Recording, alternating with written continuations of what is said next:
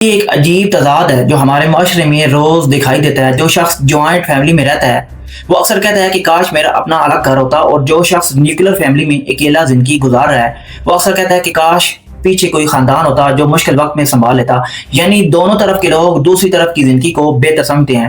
تو اصل سوال یہ نہیں کہ جوائنٹ فیملی صحیح ہے یا نیوکلیر فیملی، اصل سوال یہ ہے کہ ہم نے خاندانی نظام تو بنا لیے لیکن ان کے حقوق اور حدود کبھی طے نہیں کی، اور یہی وہ خلا ہے جہاں سے ہر گھریلو مسئلہ جنم لیتا ہے۔ چلیں پہلے دونوں سسٹم کو تھوڑا سادہ کر لیتے ہیں۔ جوائنٹ فیملی سسٹم وہ ہے جہاں ایک ہی چھت کے نیچے کئی بھائی، ان کی بیویاں، بچے اور بعض اوقات والدین بھی رہتے ہیں۔ خرچے مشترک ہوتے ہیں، ذمہ داریاں مشترک ہوتی ہیں، اور زندگی کا بڑا حصہ ایک دوسرے کے ساتھ جڑا ہوتا ہے۔ دوسری طرف نیوکلیر فیملی سسٹم ہے جہاں میاں بیوی اور ان کے بچے ایک الگ گھر میں رہتے ہیں، الگ بجٹ ہوتا ہے، الگ فیصلے ہوتے ہیں اور نسبتاً زیادہ پرائیویسی ملتی ہے۔ کاغذ پر دونوں ماڈل بہت خوبصورت لگتے ہیں، مسئلہ تب شروع ہوتا ہے جب ہم ایک ٹھیٹھ پاکستانی گھر کے اندر جھانکتے ہیں جہاں تھیوری اور عملی زندگی میں بڑا فرق آ جاتا ہے۔ جوائنٹ فیملی کا سب سے بڑا فائدہ کیا ہے؟ Support system. فرض کریں گھر کا ایک بھائی بیمار ہو جاتا ہے، یا اس کی جاب چلی جاتی ہے، یا خدا نخواستہ وہ فوت ہو جاتا ہے، اکثر دیکھا گیا ہے کہ باقی خاندان اس کے بچوں اور گھر کو سنبھال لیتا ہے۔ اسکول چھوڑنا، اسپتال لے جانا، گروسری، بلز، ایمرجنسی، یہ سارا بوجھ تقسیم ہو جاتا ہے۔ یہ کوئی چھوٹی بات نہیں ایک ایسے معاشرے میں جہاں سوشل سیفٹی نیٹ کمزور ہیں، جہاں ریاستی سطح پر بیمہ اور فلاحی نظام محدود ہے، وہاں خاندان خود ایک قسم کا انشورنس بن جاتا ہے۔ لیکن اسی گھر کا دوسرا رخ بھی دیکھیں۔ جب ایک ہی چھت کے نیچے 3-4 خاندان اکٹھے رہتے ہیں تو صرف خرچے شیئر نہیں ہوتے، ایک دوسرے کی زندگی میں مداخلت بھی شروع ہو جاتی ہے۔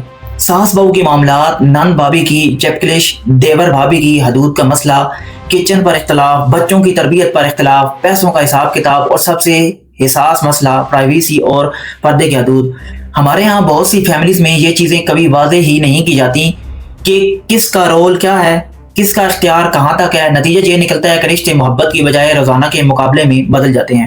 اور یہاں ایک بہت اہم بات سامنے آتی ہے، ہم جوائنٹ فیملی کے فوائد تو چاہتے ہیں، سپورٹ چاہتے ہیں، تحفظ چاہتے ہیں، لیکن اس کے ساتھ جو ڈسپلن، جو حدود، جو کلیئر رولز چاہیے وہ قبول کرنے کو تیار نہیں ہوتے۔ یعنی ہم فائدہ لینا چاہتے ہیں، قیمت دینا نہیں چاہتے۔ اب نیوکلیر فیملی کی طرف آتے ہیں۔ اس کا سب سے بڑا فائدہ پرائیویسی اور خود مختاری ہے۔ میاں بیوی اپنے فیصلے خود کرتے ہیں، عورت کو اپنے گھر میں نسبتاً زیادہ آزادی ملتی ہے، اور روزمرہ کی فیملی پولیٹکس کافی حد تک کم ہو جاتی ہے۔ لیکن پاکستان اور اس جیسے معاشروں کی گراؤنڈ ریئلٹی میں اس ماڈل کا ایک خطرناک پہلو بھی ہے۔ تصور کریں ایک عورت گھر میں بچوں کے ساتھ اکیلی ہے، شوہر 10-12 گھنٹے جاب پر ہے، ایک بچہ بیمار ہو جاتا ہے، دوسرا اسکول میں ہے، گروسری بھی چاہیے، اسپتال بھی جانا ہے۔ اب یہ سارا سسٹم صرف 2 انسانوں کے کندھوں پر آ جاتا ہے، کوئی بیک اپ نہیں، کوئی فوری مدد نہیں، اور اگر شوہر کے ساتھ کوئی بڑا حادثہ ہو جائے یا کوئی سنجیدہ مالی بحران آ جائے تو بہت سے گھرانوں میں پورا نظام چند مہینوں کے اندر شدید کرائسس میں چلا جاتا ہے، کیونکہ پیچھے کوئی سپورٹ سسٹم موجود ہی نہیں۔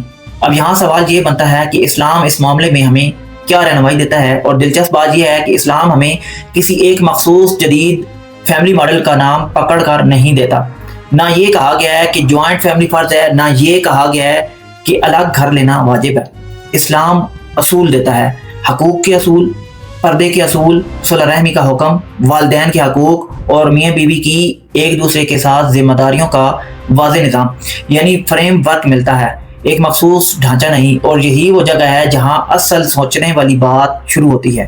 اگر جوائنٹ فیملی میں رہ کر کسی بہو کی پرائیویسی مستقل طور پر ختم کی جا رہی ہے، غیر محرم کی حدود بار بار پامال ہو رہی ہیں، اور روزانہ کی بنیاد پر اس پر ظلم ہو رہا ہے، تو کیا صرف یہ کہہ دینا کہ ہماری روایت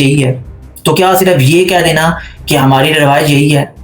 ظاہر ہے یہ کافی نہیں۔ روایت کوئی مقدس چیز نہیں جس کے سامنے حقوق قربان کر دی جائیں، اور دوسری طرف اگر کوئی شخص صرف اس بنیاد پر الگ گھر لے لیتا ہے کہ اسے پرائیویسی چاہیے اور اپنے بوڑھے والدین سے تعلق، خدمت اور بنیادی ذمہ داری ہی ختم کر دیتا ہے، تو کیا صرف پرائیویسی کی خواہش ہر چیز کا جواز بن جاتی ہے؟ یہاں بھی جواب نفی میں ہی نکلتا ہے۔ یعنی دونوں طرف افراط و تفریط ممکن ہے، اور دونوں طرف اصول کو استعمال کر کے اپنی مرضی کا جواز گھڑا جا سکتا ہے۔ تو اصل نتیجہ کیا نکلتا ہے؟ میرے خیال میں یہ سوچنا کہ جوائنٹ فیملی جیت گئی یا نیوکلیر فیملی جیت گئی، یہ سرے سے غلط سوال ہے۔ زیادہ میچور بات یہ ہے کہ شاید ہمیں ان دونوں میں سے کسی ایک ماڈل کو مقدس بنانے کی ضرورت ہی نہیں، ہمیں ایسا خاندانی ڈھانچہ چاہیے جہاں مشکل وقت میں خاندان واقعی ساتھ کھڑا ہو، مالی اور جذباتی سپورٹ حقیقت ہو، نہ کہ صرف زبانی دعویٰ، لیکن ساتھ ہی کسی بھی میاں بیوی کی پرائیویسی، عورت کے شرعی حقوق اور پردے کی حدود کو بھی قربان نہ کیا جائے۔ عملی طور پر اس کا مطلب یہ ہو سکتا ہے کہ خاندان ایک ساتھ رہے تب بھی رولز واضح ہوں، حدود واضح ہوں، ہر فرد کی ذمہ داری اور اختیار طے ہو، اور اگر الگ گھر لیا جائے تب بھی رشتہ داری، ملاقات اور ذمہ داری کا نظام برقرار رہے، صرف چار دیواری الگ ہو، تعلق الگ نہ ہو۔ آخر میں ایک سوال آپ کے لیے چھوڑتا ہوں، ہمارے جیسے معاشرے میں جہاں سماجی تحفظ کا نظام کمزور ہے اور خاندان ہی اصل سہارا ہے، کیا بہتر حال یہ ہے کہ ہر جوڑا الگ گھر لے لے، یا یہ کہ ایک ہی خاندان میں رہتے ہوئے واضح اور مضبوط حدود بنا لی جائیں؟ اپنی رائے ضرور بتائیے گا، کیونکہ یہ بحث صرف نظریاتی نہیں، یہ ہر گھر کی حقیقی زندگی سے جڑی ہوئی ہے۔